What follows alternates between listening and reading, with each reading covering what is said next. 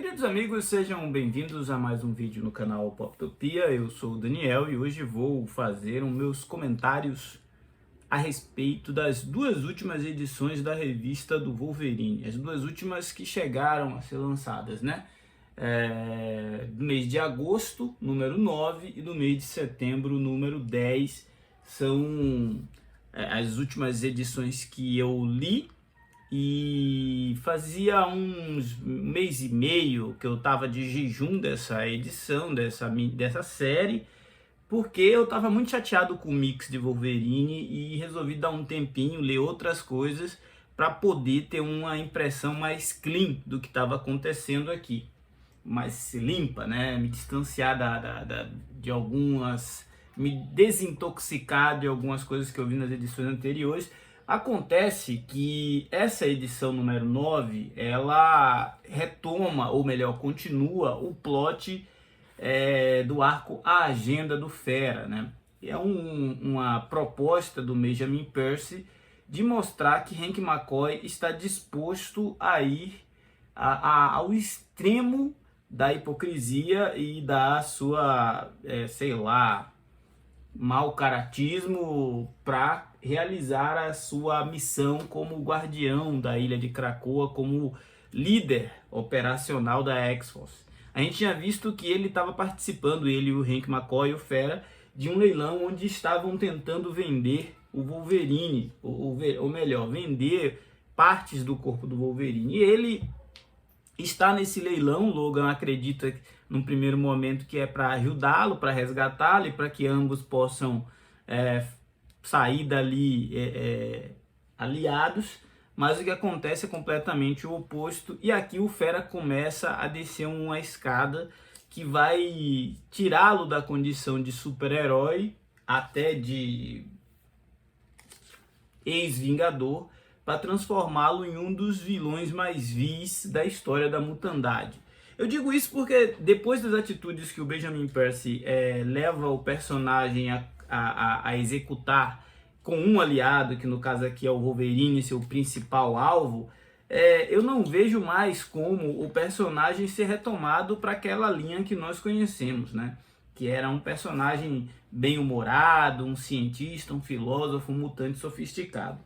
Esse arco Agenda do Fera continua também na edição 10. A gente vai ver que o Logan está sendo utilizado como uma arma de destruição, uma arma a serviço do estado de Krakoa. E por que Logan está sendo utilizado? Porque com os protocolos de ressurreição, o Fera teria como parametrizar, né? Fazer uma configuração para que o Wolverine morto ressuscitasse de forma que ele pudesse controlá-lo. E é isso que o Benjamin Percy explora aqui. Nós já vimos o Wolverine ser controlado inúmeras vezes, mas ele nunca havia sido controlado por um colega de equipe X-Men e utilizado da forma como o Fera está utilizando aqui. Acontece que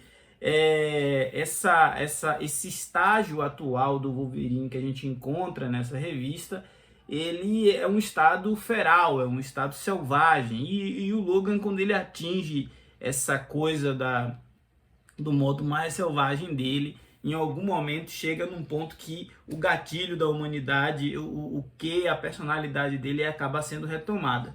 E eu acho que o Fera não conta com isso ainda, mas quando ele passar a contar com isso, a coisa vai feder com todos os R's, como poderia dizer certos personagens aí. A relação do Fera não está desgastada apenas com o Wolverine. Nas duas edições, tanto na 9 quanto na 10, a gente vai ver que o Fera também está sendo colocado de lado pela X-Force. Por quê? Porque ele tem utilizado a equipe como palanque de exercício de diversas experimentações, a ponto do Fera hoje controlar uma espécie de cadeia no espaço, uma espécie de prisão para onde ele envia mutantes e super seres que de alguma forma a X-Force está lidando. Então nessa cadeia a gente vai ver que ele usa inclusive o Maverick como um capataz ali para deixar a coisa em ordem, mas a gente percebe que tanto Sábia quanto Dominó, até mesmo Ômega Vermelho e Dédimo já não dão o mesmo voto de confiança para as atitudes do Fera.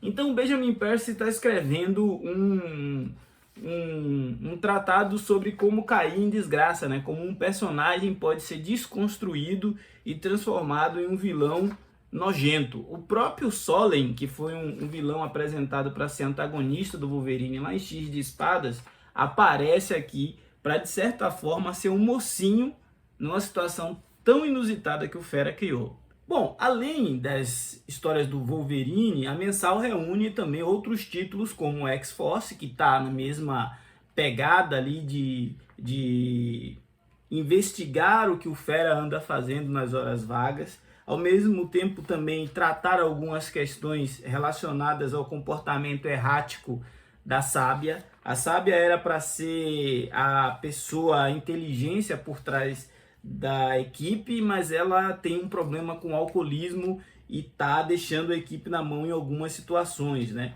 Uma das principais aliadas da X-Force, uma das principais integrantes, que é a Domino, sofreu justamente porque a sua parceira estava embriagada, e essa história vai ainda ter alguns desdobramentos, porque nós precisamos também avançar, né? O Benjamin Percy precisa avançar no plot do Homem da Tatuagem de Pavão, no plot onde ele vai investigar a identidade de um dos vilões que ele criou lá no início dessa série. Também tem o plot do Colossus estar sendo dominado pelo seu irmão e traindo de alguma forma a ilha de Krakoa. Tudo isso vai mostrando como tem uma bagunça editorial, porque não vai ter tempo para essa resolução acontecer de maneira satisfatória antes dos próximos mega eventos que estão para vir e que prometem abalar o futuro de Krakoa, né? Já a gente entra nos Pecados Sinistros, na sequência já tem outros eventos e acontece o próximo baile de gala, onde lá nos Estados Unidos mudou totalmente o status quo dessa situação. Eu acho que a gente tem outros títulos que também aqui estão contribuindo para o mix do Wolverine dar uma melhorada, né? Apesar de eu não gostar do tom da história do Fera, tanto na X-Force quanto na revista mensal do Wolverine, não gostar dele estar sendo desconstruído, é uma história que se tornou mais interessante do que o que a gente via tempos atrás, com vampiro, zumbi e o Wolverine totalmente deslocado. O título Dentes de Sabre e os Exilados também deu uma engatada, né? Que a gente vai ver o Victor Crad lidando com novos companheiros, né, que foram enviados pelo Douglas Ramsey para recapturá-lo e devolvê-lo para Krakoa. Acontece que essas pessoas que foram enviadas, a Necra, a Oya, o Madison Jeffrey e o Terceiro Olho, têm seus próprios acertos de conta para com o Creed, mas o personagem que está ganhando aqui uma certa relevância é o Fazedor de Órfão, né? Ele e a Babá sempre tiveram um mistério ali na relação deles, o porquê que ele usava essa armadura, e agora que esse personagem, que o Fazedor de Órfãos, caiu na mão da Orcs, a gente está começando a entender um pouco do potencial destrutivo desse cara, e o porquê até o Senhor Sinistro tinha medo dele, né? Ele seria capaz de provocar um evento de extinção, e a história vai tratar esse tema, vai mostrar como essa armadura dele é importante para que exista uma estabilização dos poderes dele e ele não coloque em risco todo mundo que está ao seu redor. Uma coisa que eu achei interessante foi que essas páginas em brancas, que são muito mal utilizadas em algumas séries, voltaram a ser relevantes nessas histórias, tanto da X-Force, quanto do Wolverine, quanto do Dente de Sabre. São nelas que a gente vai perceber como o Fera manipulou os 5 para que o Wolverine ficasse sob controle dele. São nelas que a gente vai entender como a Orcs está interferindo nos poderes do Fazedor de Órfão e tentando replicá-los. São nelas que a gente vai ver algumas informações também sobre a edição especial da X-Force, que é um anual do ano passado, que mostra uma missão onde o Kid Ômega começou a ter as suas habilidades também questionadas e colocadas à prova, e aí desencadeou a crise existencial que ele teve algumas edições atrás, levando até ao seu desaparecimento. Então, Essas duas edições, elas deram uma sensível melhorada em relação ao que vinha saindo nos meses anteriores. Wolverine ainda está longe de ter histórias clássicas, mas pelo menos ganhou um arco focado em si, na sua relação com seus principais aliados, e agora nos resta ver como vai ser a conclusão desse arco que promete ter consequências por muito tempo na relação do Wolverine com o Fera e do Fera com o resto dos X-Men. Esse foi o Poptopia de hoje. Se não for inscrito, se inscreva, ajude o nosso canal a crescer e ganhar relevância nesta concorrida plataforma. Afinal, falar de gibi é sempre bom. Forte abraço, até a próxima!